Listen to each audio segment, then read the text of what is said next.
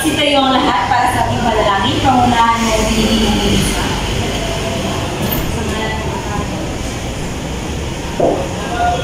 Our Father, who art in heaven, hallowed be your name. Thy kingdom come, thy will be done on earth as it is in heaven. Give us this day our daily bread, and forgive us our trespasses, as we forgive those who trespass against us. And lead us not into temptation, but deliver us from evil. Bago kayo umupo sa iyong mga upuan, ay mag-iayos ng iyong mga upuan. Magandang hapon sa iyong lahat. Magandang hapon po, ma'am. Kumusta naman kayo sa araw na ito? Mabuti naman po, ma'am. Ikinagagala ko na maninigin na sa mabuti kayong kalagayan. May liban ba sa hapon ito? Wala po. Dahil ba yun ay sisimulan natin ang ating panibagong paksa. Batid kong alam niyo na ang mga kasunduan sa loob ng ating silid-aralan. Maaari ko magbigay ang pinipiling isa. Makinig sa guro kapag nagsasalita. Okay, makinig sa guro kapag nagsasalita sa harapan. Binig-binig ka leta, magbigay ka nga. Itaas lamang ang kanang kamay kung nais sumunod. Okay, itaas lamang ang kanang kamay kung paano gustong sumunod. Meron ka ba? Yes, binig-binig. Makilahok sa pangkatang gawain. Makilahok sa pangkatang gawain. Meron ka ba? Wala na po. Maaasahan ko ba na masunod ninyo ang mga kasunduan sa hapon ito? Opo. Okay. Ngayon ay dadako na tayo sa ating paksang tatalagayin. Alam niyo ba, familiar ba kayo sa larong decoding game? Opo. Kung ngayon ay hindi kayo mahihirapan sa pagsagot ito.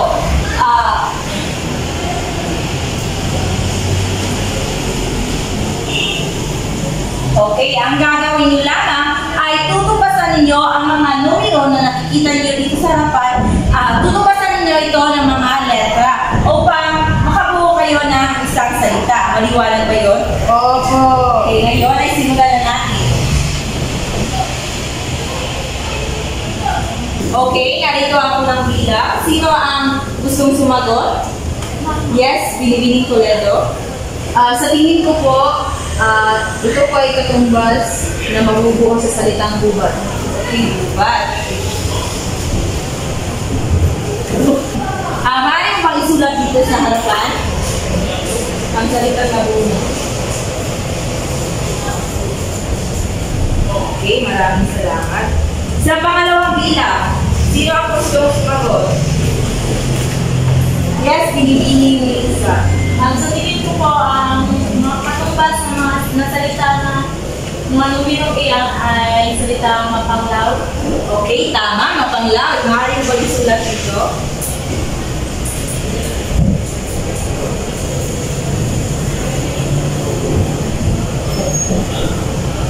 Okay, maraming salamat. Sa pangatlong bilang naman, sino ang gustong sumagot? Yes, Binibining Toledo. Sa tingin ko po, ito po ay salitang madilim. Ay, ang salitang madilim. Okay, tama. Maaari mo ba isulat dito?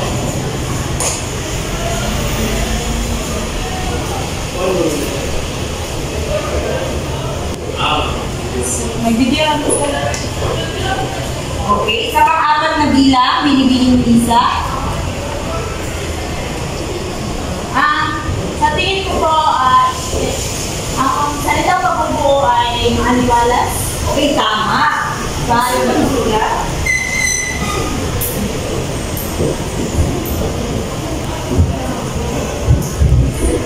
Okay, sa panghuling bilang, Binibining Toledo.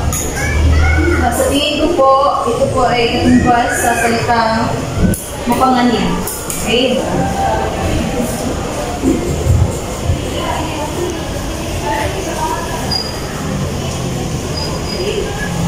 Sa iyong mga salitang nabuo, patungkol saan kaya ang ating paksang tatalakayin sa hapon ito? Yes, Binibining Lisa. Sa tingin ko po, ang paksang tatalakayin natin sa araw na ito ay patungkol po sa pagbatan kung saan ay sa talamin dito ang mayroong mga maliwalas, mayroong din madilim, at mayroong din mapamanib. Okay, maraming salamat. Ang iyong mga kasagutan ay may kaugnayan sa ating paksang tatalakayin sa hapon ito. po. Ang paksang ating tatalakayin sa hapon ito ay sabay-sabay basahin. Kabanata 1, Mapanglaw na Gubat.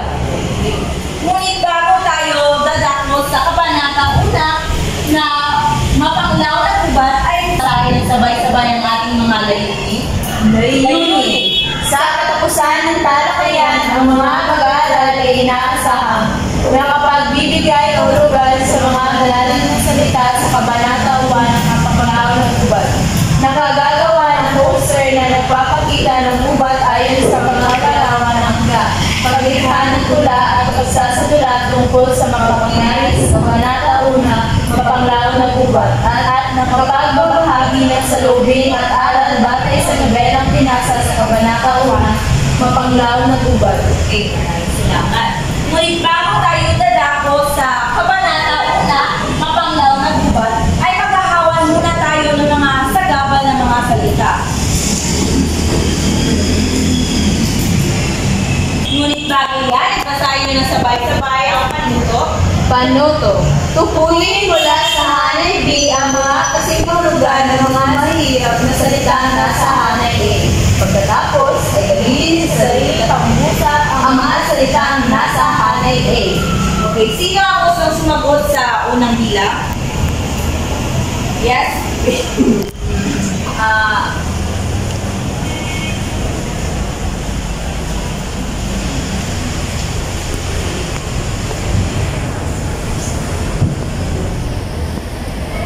Okay, sa pangalawang bilang.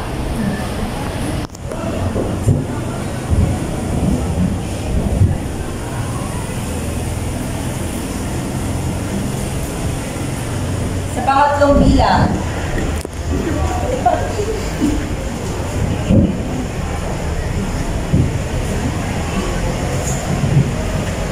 Okay, binibining ni Lisa. Ikaw na lang ang sasagot sa 4 at 5.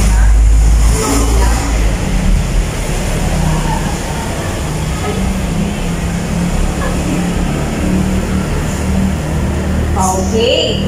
Maaari ka bang tumayo, binibining Toledo at gamitin ang salitang mapanglaw sa pangungusap? Mapaglaw ang araw ko ngayon sapagkat mapaglaw ang araw ko ngayon sapagkat inaaway ako ng aking best friend. Okay, maraming salamat. Binibining ni Lisa, maaari mo bang gamitin sa pangungusap ang nananagis na salita? Nananagis si Yara sapagkat siya ay itinagpalit sa bakla. Okay. Okay, binibining Toledo, maaari mo ba gamitin ang salitang pananggitan sa pangungusap? Ang bata ay nananambitan dahil siya ay nasa panganib. Okay. Binibining ni Lisa, ay bang gamitin ang dalawang salita nito sa pangungusap?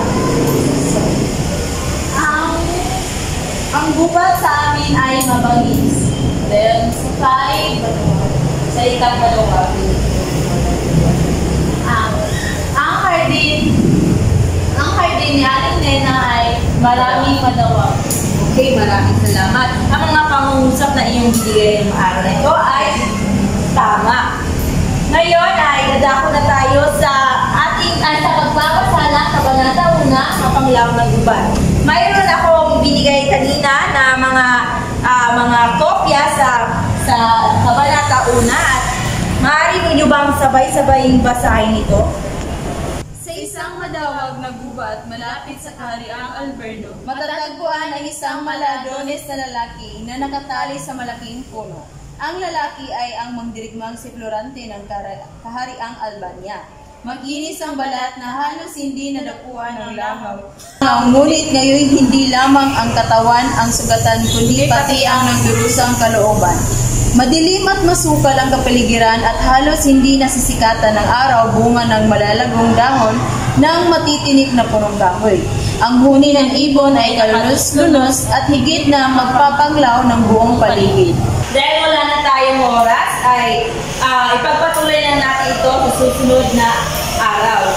Okay, maraming salamat at paalam. Salamat at paalam po, Binibining Balong Sir.